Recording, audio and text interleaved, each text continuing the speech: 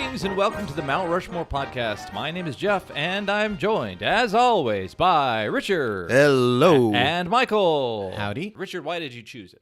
Well, I think that we've kind of danced around this topic a little bit.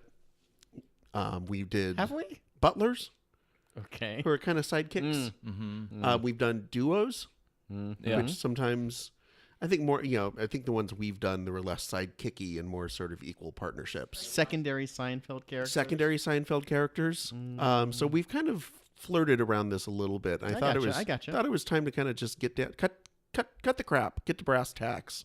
Yeah. What are we talking about with sidekicks here? Let's get it going. Let's cut it up, boys. Okay, makes sense. So what defines a sidekick?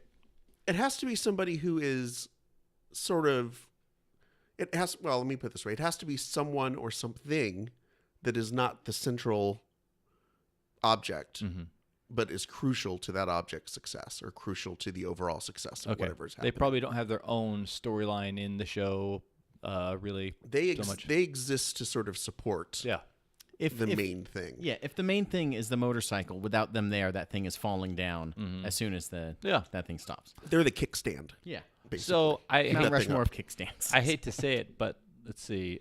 George Washington has 3 sidekicks. Do we think that maybe? I don't know that reference. On Mount Rushmore. Have you ever heard of Mount Rushmore before? Now I get it. This is one of those. This is one of those times where it's just like, oh, okay. It's become so I gotcha. ubiquitous that. Yeah. Okay, Richard's choice. So Michael starts. Robin from DC Comics. Oh yeah. Batman's ward, or Bruce Wayne's ward. Batman's sidekick. his ward perennial dick. sidekick. Yeah. And he's been a sidekick since 1940 in some fashion. And Batman just goes through them. He needs a sidekick. He needs a Robin, whether it's the first one, which was Dick Grayson, who he basically adopted as his ward. I don't know if he ever adopted him full out, but he became his partner in fighting crime. Yeah. Until he eventually kind of graduated from being Robin to turn into Nightwing. Yeah. And then he was followed by Jason Todd, who DC comic readers eventually said, we don't like this guy. Yeah. We want you to kill him. In a poll that DC Comics elicited, and the Joker bashed his head in with a crowbar. Yeah. Then eventually it turned into Tim Drake. Then it was Stephanie Brown. And lastly, Damian Wayne, who is Bruce Wayne's son via Talia al Ghul, daughter of Ra's al Ghul. But Batman needs a Robin in some respect. Yeah. And he is one of these... The character of Batman... Why does he need... He seems like he has a valet. No. He has one butler that does everything. Yeah. So, of course, he needs someone else just to, just sweep or whatever. Take the dog out. It seems like take out Bat a Dog. sidekick is always there for the bad guy to capture and then hold hostage and then bargain. Batman is a character who is, built on this trauma of losing your family. Yeah. So the Batman character, either subconsciously or consciously, Bruce Wayne or Batman, whichever one is kind of in the driving seat, is always is building this continuous surrogate family through his series of Robins and Batgirls and Oracles and all these different people that help him out they're all like young kids. His empathy for orphans. Yeah. And so Robin fills this crucial need of him being this father figure to someone after he lost his father. In the 66 Batman, Robin is a more clever decoder of clues that are given by the various colorful villains. No, that's the Bat computer. that is helpfully labeled. I like to think that Robin labeled all those things. Like Batman, I know what these things are. Why are you labeled? Why Robin put labels on everything? Do you follow Bat Labels on Twitter? Yeah. Oh, yeah. It's yeah. great. I even had a podcast. He was a guest on a podcast. Oh, really? Bat Labels podcast. So But no, I think he is the quintessential sidekick, because whether he is allowing Batman to save him or he plays the role of the person that solves the thing before Batman does or adds a different perspective, he's essential to Batman being Batman. All I basically know about Robin is that meme where he gets slapped by Batman. Yeah. That's basically it. That's pretty much That's it. a lot of it. Yeah. Superman doesn't have a sidekick. He doesn't need a sidekick Well, because he's Jimmy Olsen, Superman's pal. not a sidekick. And Supergirl is not his sidekick. And She is Superboy is they him function their as own. a kid. Is there a dog involved, right? Crypto. Also Streaky, the super cat. Boy. Beppo, the super monkey. And Comet, the super horse. I don't know Get why your super I animals find. straight. Also, there's Bat Dog somewhere. I think depending on which Batman you ascribe to, Robin seems superfluous. But in that he acts as an external manifestation of those more human parts of Batman. Yeah, I think the intriguing thing that I like about Batman as a character is that ultimately he shouldn't ever be defeated. He feels like the character that is smarter, that has thought everything out ahead of time, that no matter what dire situation he's in, it's always like, well, Batman's going to win because of his intellect and his training, and he's so devoted to the craft of being a detective and being overcoming. And I think Robin fills the human need of Bruce Wayne. Yeah.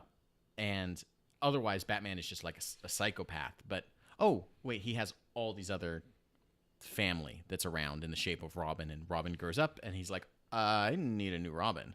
Right. This guy became Nightwing. This one became Red Robin. This guy became Redbird. This one became Batgirl. Like, all these Robins grow up and turn into things. He's like, I need a fucking new Robin or else I'm toast. That's not painting a great picture of Batman, by the way. He's crazy. He's a psychopath. He's crazy. He's a crazy person. Right. He's a good guy. He does the right thing, but he doesn't kill. But he needs a sidekick. He needs his Robin. Or else how?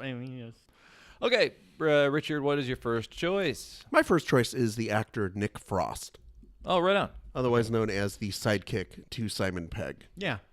Solid. In the Three Cornettos trilogy, and also in movies such as Paul and the TV show Spaced. Yeah. Anywhere you see Simon Pegg, you're going to see a bulky, kind of goofy guy stealing the show. Do you think Nick Frost is ultimately funny enough to carry his own anything, or is he a perennial second banana? I know that he's done a few things, like in England. He had a few of his own TV shows. Sorry, England. Yeah. But Nice try, England. I think there is something very specific about their chemistry that works. Now, the last of the Three Cornettos trilogy, The World's End, I think that they have such a unique chemistry. Like I said, in The World's End, I think that's much more of it's much less, more of an equal distribution of sort of the weight of the movie. I think Nick Frost's character has a lot more emotional heft, a lot more, even though it eventually is Simon Pegg's character's story. Yeah. I think that throughout those three movies, kind of their relationships kind of change to the point where you've got Gary being Simon Pegg's character being the totally irresponsible one, and you've got Nick Frost's character being the one who's actually the responsible, emotionally mature one. Yeah. So I don't think that it's some sort of limitation on his part, but I think it just sort of speaks to the fact that they've got this like crazy chemistry that just works incredibly well together. And through those three movies, they kind of play off all these different variations that you can go through of kind of working out those two characters, how two characters can interact with each other. I think that's a really interesting choice. I think it's a really good choice, not to tip the hand to Jeff in any way. But it reminds me of, I don't know if this is on your list, of like the Kyle Gass and Jack Black, Tenacious D sort of relationship within the world of Tenacious D. Like, obviously, Jack Black has gone on to do a number of films on his own. He has his own personality. But within that world of Tenacious D, like, the Jack Black, the Jables character doesn't really exist without there being this guy that kind of pulls him back down a little bit. Kind of it's kind of like this weight that holds down the balloon that's Jack Black. I don't know. There's an interesting, that was like almost the first, when you mentioned that was the first comparison that I thought of, was like, this character doesn't work sometimes without the other character. Right. And yeah. I wonder if, like, throughout Shaun of the Dead, throughout, because he's kind of like the balloon that's holding down Shaun in that movie. Right. And then but there's a weight that's holding down the character's ambition, and oftentimes it seems to be, in this case, it feels like Nick Frost kind of has that throughout. Like in what was the second? Hot Fuzz. He's kind of like, Nick Angel is this high flying whatever, and he needs this guy to kind of pull him back down to earth, sort of. Right. Yeah. He needs him. Well, mainly he needs him to show him Bad Boys 2. That's true. That's the most important thing. Does it seem like who in Shaun, Nick Frost is who Simon Pegg will be if he continues the way he is. Yeah. And, And he represents the wonderfulness of stasis, but then we realize stasis equals death for that character because he will always be unhappy. Literally. Yeah. Right. Yeah. And in Hot Fuzz, he sort of represents whatever part of him that he's missing. He's kind of missing that sort of just hang out and be cool sort of vibe. And then in World's End, it's sort of like what he never had, the ability to move on from high school life. So they kind of, I think what big reason why I chose it, because in the course of those 3 movies, you've seen only 3 movies. It's these 3. I've seen. I saw Paul. It wasn't terrible. Spaced is, by the way, if you have not got a chance to check out Spaced, go to Amazon, buy it, get it. It's incredible TV series. And that's such a genre spoof from week to week that they kind of go through all sorts of different changes in their relationship. But yeah, that's kind of why I chose it. Cool. Spaced is Edgar Wright, too? Yeah. Okay. Yeah. All right, bros. Michael, what's your second? The character of Short Round from Indiana Jones and the Temple of Doom. Nice. A literal sidekick and a figurative sidekick. Not a side chick, though. Not a side chick. He's trying to get in the way of the side chick. That's right. So, yeah. No time for love, Dr. Jones. I always want to know what happened to sidekick. Yeah. It's to Short Round. Yeah. To sidekick. To Short Round. Not the guy from He Sidekicks. joined the Goonies, and they found treasure in under their city. At the end of Kingdom of the Crystal Skull, was he in the audience watching Dr. Jones get married? Oh yeah. Or was he in some like awful internment camp after World War II? It seems like Harrison Ford does have a dispensable sidekick. Like does he and Chewie kind of go somewhere and kind of hang out together? Yeah. But the Short Round character is just wonderful. It's something that you don't expect, and you're kind of amazed that he kind of sticks with him through the entire. Like, what a strange and fun relationship that doesn't ever feel creepy. Yeah. When like an 11-year-old boy's hanging out with a 42-year-old archaeologist adventurer. Yeah. It feels very fatherly, but also very. There are times that it is like a friendship on the same level when the Short Round character kind of checks Indiana Jones a little bit, but then it flips back and forth, and he's very much protective of him as a father. And that character really allows you that sort of empathy into the kids that are enslaved at the palace. And George Lucas can write sometimes. George Lucas and Lawrence Kasdan and Steven Spielberg, with Indiana Jones, when they get their characters right, they know how to write a character, and he was just this wonderful ball of energy that like could kick some giant guy's ass and could drive a car with blocks on his feet and could do all like these little assistant works that you don't expect out of someone that is 4 feet tall. As a genre film, they seem very conversant in the 30s and 40s. Action genres and adventure genres and swashbuckling genres, and so that character wouldn't have been out of place. Yeah. And would also, his nationality would not have seemed like a pandering or a stereotype then either. Yeah.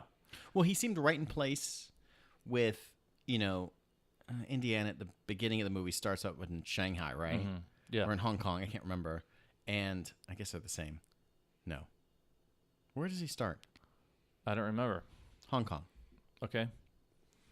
Indiana Jones and in the Temple of Doom starts out in Hong Kong, and he almost feels like the street rat that Indy picked up then and there. But maybe they've had an additional friendship that goes back a little bit longer, or you're not quite. I mean, how long has Short Round been with Indiana leading up to that point? Did he just meet him? Did he hire him from this job, and all of a sudden he's on a? It's Shanghai. It is Shanghai. Surprise. So do you think that Indiana Jones has like short rounds all around the world to help him out? Ooh, that is very interesting. Like he's got one in Nigeria or something Yeah. like that? For sure. Now I do. Well, he had one kind of in when they went to Egypt. Right. He had what's his name? Salah. Yep. So he's got his Salah. Mm-hmm.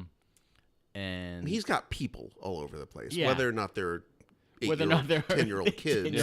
10-year-old martial artists or Right. John Rice Davies is around the world.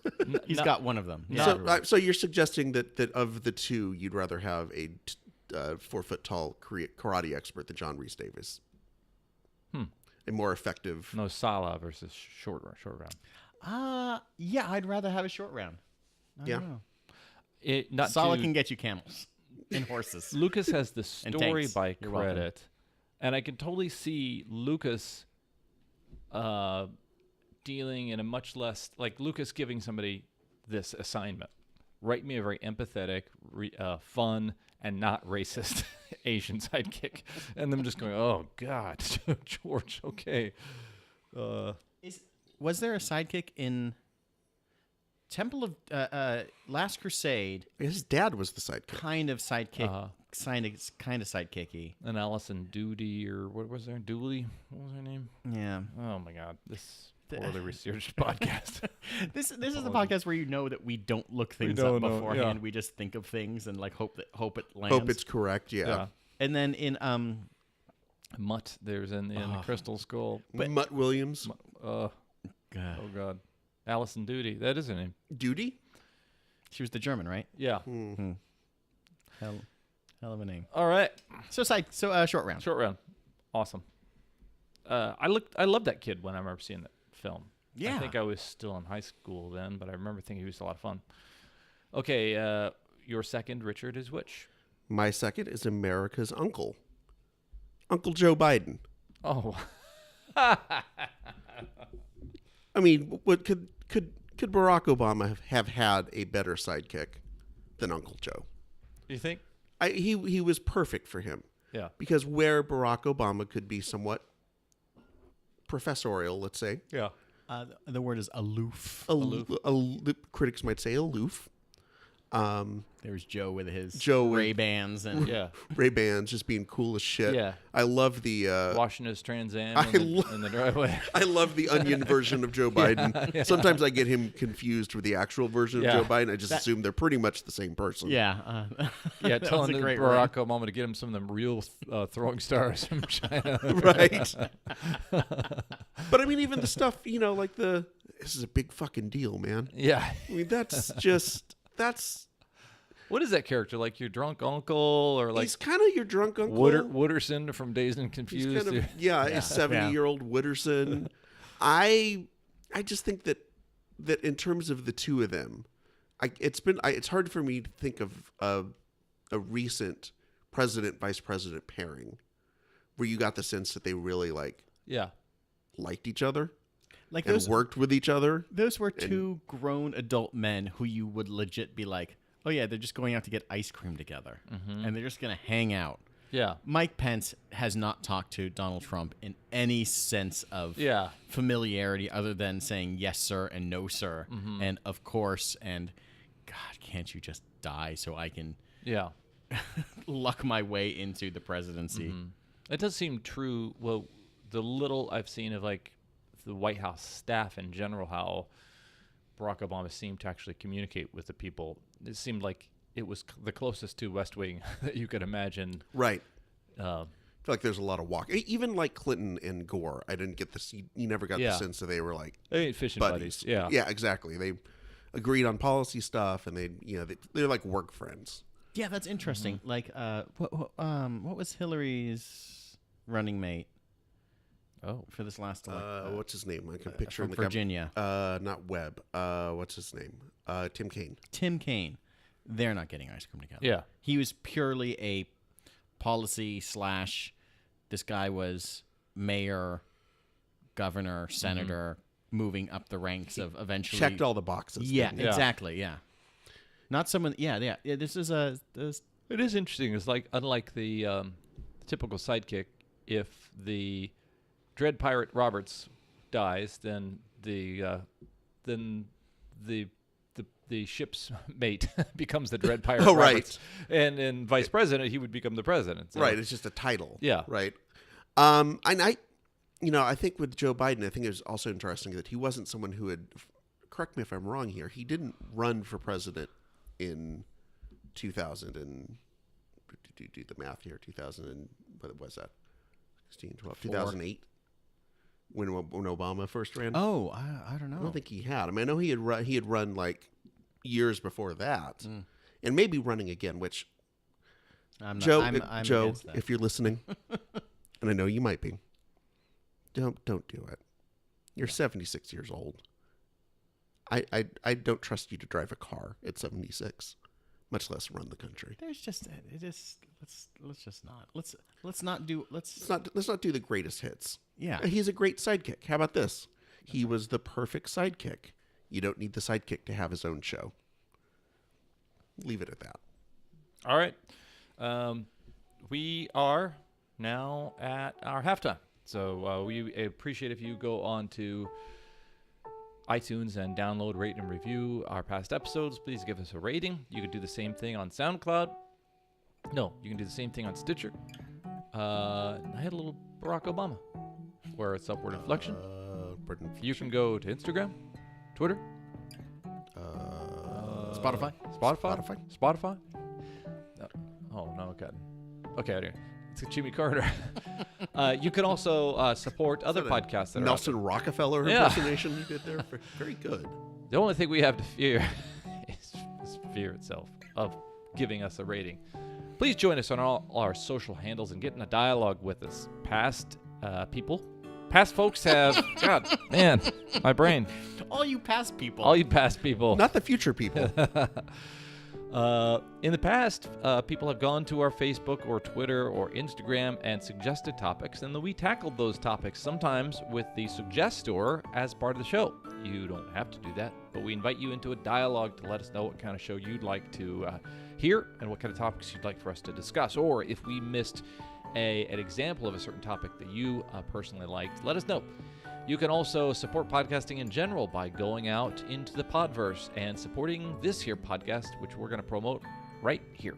What's up, all you guys out there in podcast land? This is Chris. This is Jason. And I'm the Duchess. And we're the hashtag No Offense Show, bringing you your weekly dose of crazy Florida headlines. Well, that's not all we talk about. I mean, we talk about stuff like... Yeah, don't forget about me sucking dicks. Oh, Jesus. Oh, that's too, I guess. Some of them dick pics. Let's just check out this clip from a recent episode. Bitch. You know, they don't really have any problems at all. Fuck yeah, why would you? Yeah. Everybody's getting their balls drained. And they're not getting in trouble. Oh, exactly. And the girls are getting paid. They're happy. And nobody's suing anybody for whipping their dick out. She's got fucking health care for sucking dick, dude. I mean, like, do you know how many bitches in America would suck dick for health care? I would suck dick for health care. You've got it by being married. For free health care.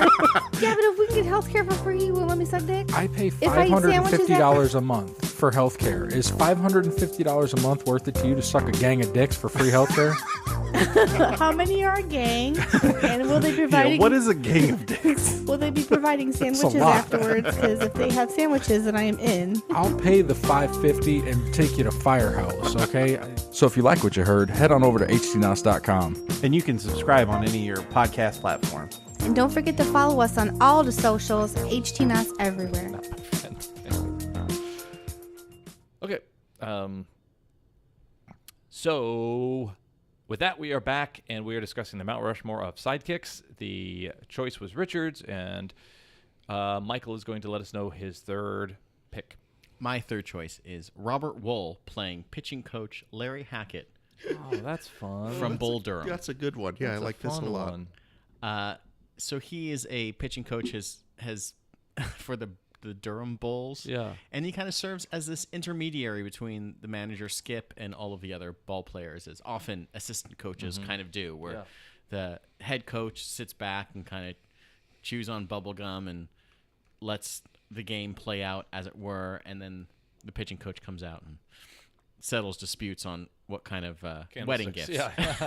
That was the greatest line. It was when he's like, well, they're standing at the mound and Crash Davis is kind of trying to mitigate what's going on between Nuke and the rest of the infielders that are coming in. Like, well, my glove's cursed, and we need he needs to have a live chicken to cut his head off, and we get an engagement. We don't know what to get for an engagement party, and the manager sends out Robert Wool's character, and he's like, all right, what's going on? He's like, well, he goes through the list, and he's like, well, candlestick's always a nice gift.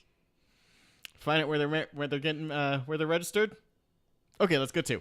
Just kind of moves along. But he's just this wonderful character in the movie that is there to kind of repeat things that the manager says, but then kind of there to soften the blow of the things the manager says. And like when Nuke is Nuke LaLoosh is first kind of introduced to the team, he's like this hot stud, but walks 18. He's like, league record. Struck out 18. Also a league record. And he's just this wonderful character that has all this just great baseball garbage talk. Yeah. And he is this... He can't exist without there being a manager, and he's not there to be the manager. He's there to be the assistant to the manager. And this is probably Robert Wool's greatest character. Yeah. I mean, As it's a no character work? Arliss Yeah. I've with actually dollar signs. never seen Arliss Yeah. with dollar signs. Not very good. Was on for 27 years. It's so funny that was an example of, was it Showtime or HBO? I forget. HBO. HBO. It's HBO before they really figured out what quality television was. Yeah. That's when Dream On was on. Things like that where it's like, yeah, this is quality television. And then The Sopranos come around and you go, oh, yeah, okay, I get what good is. Sopranos with dollar signs. With dollars. With gun in the Well, he title. was also in Hollywood Nights, and was he also kind of a sidekick? He was in a to Batman the leads. movie. He was in Batman, right? And Cobb. yeah, always kind of a fun character to kind of report on and respond to the proceedings. Never necessarily driving things forward, but to be kind of look askance at whatever's happening. Oh, that's a fun one. Ricard. Okay, so my third choice is Bacon. Not Kevin Bacon. The actual Sir food. Francis. Sir Francis Bacon. Oh, yes. okay. No, Okay, the Richard. actual food stuff. Welcome to the Bacon Podcast with Richard. Now, let me point out. I understand that most people, unlike myself, don't make bacon. We're not Bacon in was the a process prime- of making bacon the Bacon, star, bacon. the star of your breakfast. Yeah. For most people, bacon is A supporting character. the great supporting character. Yeah. You go to a restaurant, and you're not going to say, "Man, what'd you have for? How's your breakfast?" "Man, that bacon was good." Probably not. You're going to say, "Oh, I love the pancakes," or "The waffles were okay," or what. You're going to be talking about I don't know if you call it an entree for your breakfast, whatever the main thing is. The main thing. But you're really happy you had that bacon. If you get a chance to have bacon as a side, Yeah. you're going to be really happy that Is you it 'cause, like, chose it. Eggs, you think? Well, think of eggs as versatile. Like you can get eggs any style. Right. 3 eggs any style. It could be so many different ways, but bacon's kind of like that's it. I don't It's know. bacon. You never order eggs and bacon. It's always bacon and eggs. Bacon gets top billing with bacon and eggs. Oh, It's an interesting Huh. point. You don't go in there and say, "Hey, I'm gonna have eggs and bacon." You know why I didn't? You know what I thought about with eggs is that you can have like an omelet, and then clearly the omelet's the star of the show. There's no scenario where bacon is I really don't the think star though. of the show. Do they put it bacon and eggs in the on the menu? I don't see don't it much think it's- anymore. That's I was thinking it's 3 eggs any style with a choice of side. bacon or which could be sausage, sausage. Who's choosing sausage? ham or steak. Nobody's choosing. Maybe you could get away with a ham. I'll give you a ham steak on occasion. Thanks. Okay. I'll take it right now. I haven't seen ham Hungry. steaks in a long. Like, are you in a Depression era comedy or something like that? Were you I'm hanging at out with a- our gang? I'm at a what's the 24-hour restaurant downtown? The one that never closes. Oh, bacon. Yes, Bacon's. Bacon's. Bacon's the restaurant. I'm totally blanking on the name here. Anyway, that's they do the thing where like all their meals come with like a ham steak. That's like oozing, like Oh, wow. Okay. ripping off of it. Okay. So I don't mind me a ham steak. Sausage can go to hell as a breakfast thing. What are you talking about? I will never choose sausage over I bacon. love a good sausage link. Oh, you're a link or a patty? A link. Okay. Why is sausage? Do you feel because its provenance is disputable? Like there could be bacon in the sausage. There could be a duck in the sausage. There could be monkey feet in the sausage. I just don't like it that much. Okay. I think there are two sides to bacon. The crispy side? There is a side of bacon where for a while, you can add bacon to anything, and it's just like, oh, this is so good. You just had like, you're having some Brussels sprouts, and you add a little bit of bacon on there, and you're just like, oh yeah, it's good. It's like, do you like Brussels sprouts, or do you like the taste of bacon? Yeah. And then from about 2004 to 2009, I saw fucking bacon on everything. Yeah. I was like, oh, I'm gonna get some bacon Bacon ice cream. Band-Aids, bacon Yeah. ice cream. Bacon like tried to make this big bacon tried to really make that push. Right. Yeah. I think ultimately they realized kind of a second banana. Like you're you're an additive to a flavor. You're not the flavor that people gravitate towards. Yeah, I would agree with that.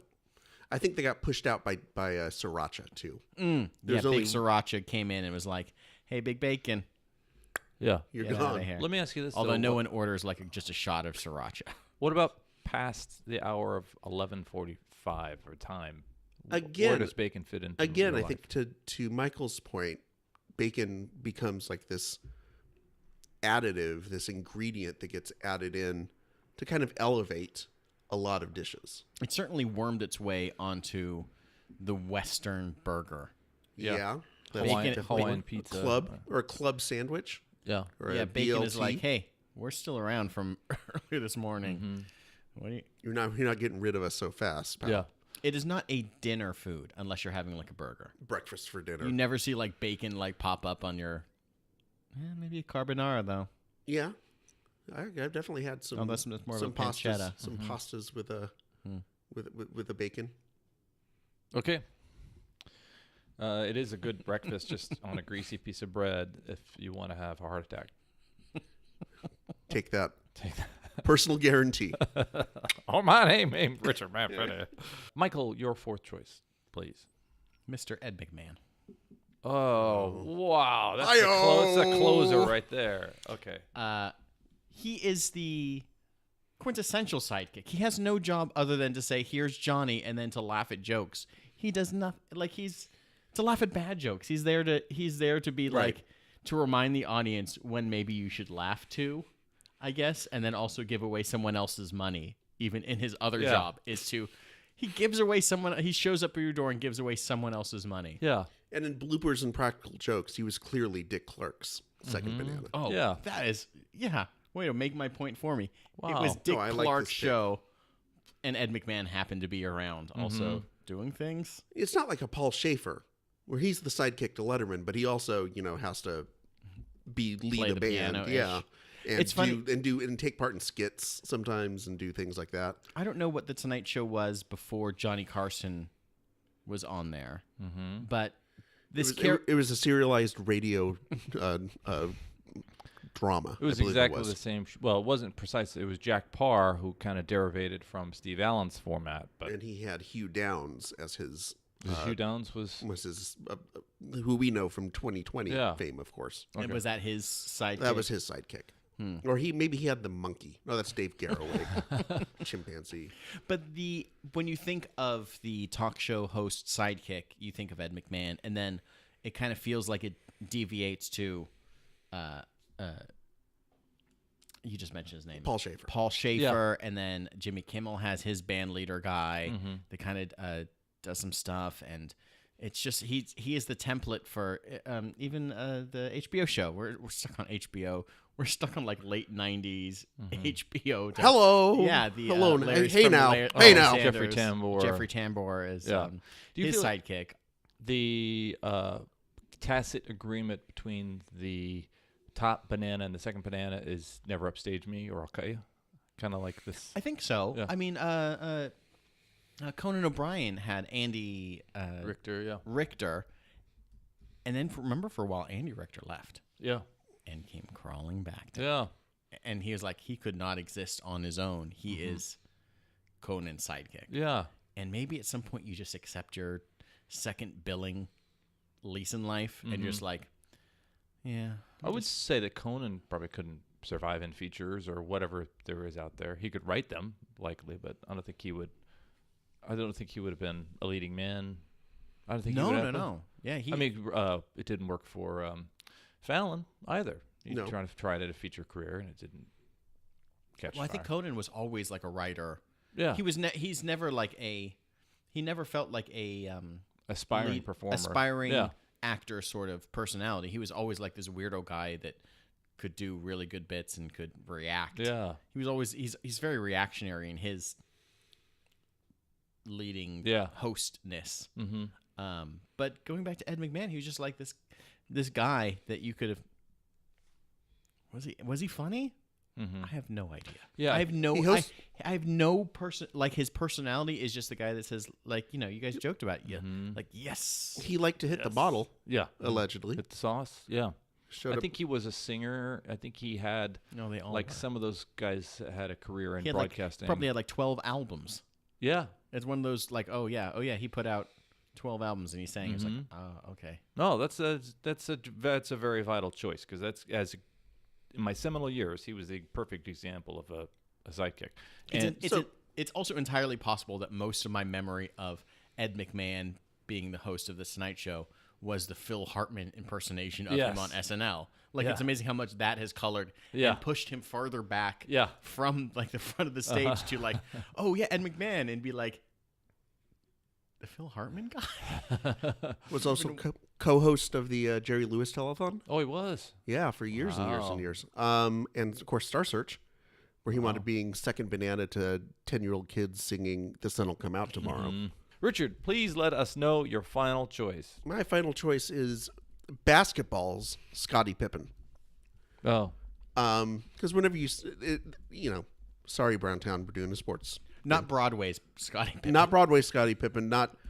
I want to dribble, but look at this guy in front of me who's taking the last shot. I play defense better than MJ, but nobody recognizes that. Oh, here comes this guy with purple hair. I guess he is gonna be called a better defender than me. So that you're getting very close to singing to the NBA and NBC theme. I'm Scottie Pippen and I like to play basketball, but I'm not quite as good as Jordan. Ba-bum. Was he good enough that were Jordan not to have been around, would he have been a bigger standout? No, the 2 years. The two 2 years years that Jordan was off the team, they didn't win the NBA championship. Okay. Yeah, okay. exactly. All right. Then there's his 2 years in the woods playing minor league baseball. Well, if you see that as evidence, then I take it. Okay, who did he play in the 3 Cornetto flavor trilogy? He played the cornetto. He was a zombie. He was doing Pippin. He was Pippin on Broadway. on Broadway. He took over for Robert Guillaume, I believe. My father always wanted me to do Broadway, so I'm quitting baseball now, and I'm doing Broadway. Okay, why? How did Scottie Pippen feel about that? Do you think that he was always I in the think he shadows? was. I think he was pretty much fine with that.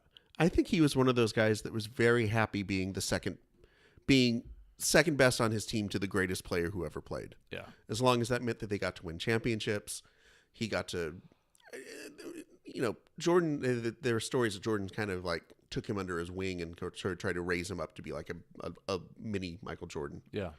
Although he was probably taller than him, so the mini thing probably doesn't work out. But I don't know. I got the sense he's from a basketball standpoint. He seemed like somebody who was like you said, those 2 years that it was like his show.